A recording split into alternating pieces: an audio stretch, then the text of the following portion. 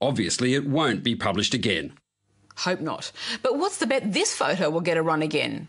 A planet on the edge. They cling precariously to the top of what is left of the ice floe. Their fragile grip, the perfect symbol of the tragedy of global warming. Captured on film by Canadian environmentalists, the pair of polar bears look stranded on chunks of broken ice.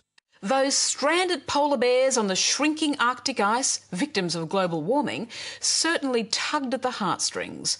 That photo was published not only in the Sunday Telegraph, it made it onto the front page of the New York Times and the International Herald Tribune.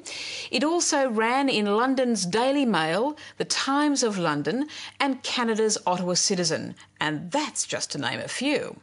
All used it as evidence of global warming and the imminent demise of the polar bear. But the photo wasn't current. It was 2.5 years old, and it wasn't snapped by Canadian environmentalists. It was taken by an Australian marine biology student on a field trip.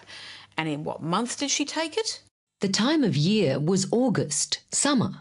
Summer, when every year the fringes of the Arctic ice cap melt, regardless of the wider effects of global warming. So were the polar bears stranded? They did not appear to be in danger.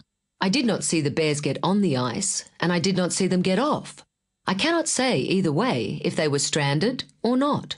And they didn't appear stranded to Dennis Simard of Environment Canada. He told Canada's National Post, You have to keep in mind that the bears are not in danger at all. This is a perfect picture for climate change. You have the impression they are in the middle of the ocean and they are going to die. But they were not that far from the coast, and it was possible for them to swim. They are still alive and having fun. And polar bears are good swimmers. So how did all this come about? Photographer Amanda Bird gave her photo to fellow cruiser Dan Crosby to have a look. Dan Crosby gave the image to the Canadian Ice Service, who gave the image to Environment Canada, who distributed the image to 7 media agencies, including AP. Associated Press released the photo 2.5 years after it was taken, on the day the United Nations released its major global warming report. That's where Sydney's Sunday Telegraph got the photo, running it with a story taken from the Daily Mail, as Neil Breen explains. The photograph represents polar bears standing on ice that's melting. Now, obviously, there's a disputed account of when that was taken now, and maybe it was taken in the Alaskan summer when you would naturally expect ice to melt, but at the time when it was sent to us, Associated Press, in their caption to us, told us that the picture was taken of melting ice caps and to do with global warming, and that it was sent to them by a Canadian Ice Authority, and we had no reason to question it.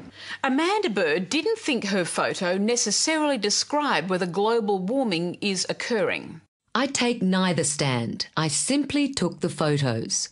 If I released the image myself, it would have been as a striking image, nothing more.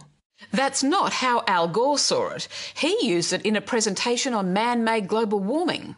Their habitat is melting, beautiful animals literally being forced off the planet. Mr. Gore said, with the photo on the screen behind him, they're in trouble, got nowhere else to go.